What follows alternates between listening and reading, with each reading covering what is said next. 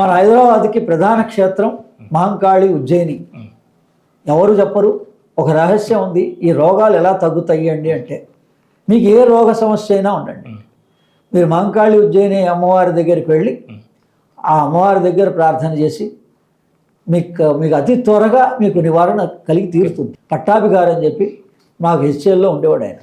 ఆయన రోజు డ్యూటీ చేసిన తర్వాత సాయంత్రం పూట వెళ్ళి ఆ గుళ్ళో పూజారత్వం చేసేవారు.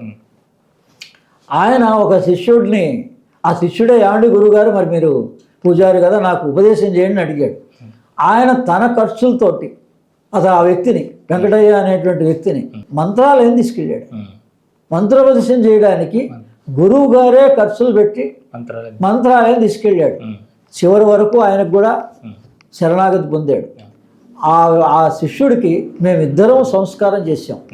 ఆయనకి పాదాల దగ్గర ఒకళ్ళు, తల దగ్గర ఒకళ్ళు. ఆయన దేహం వదిలేసినప్పుడు మేము వెళ్ళి ఆ సోల్కి ఏం చేయాలో చేసాం. గురువుకి అంత బాధ్యత ఉంటుంది.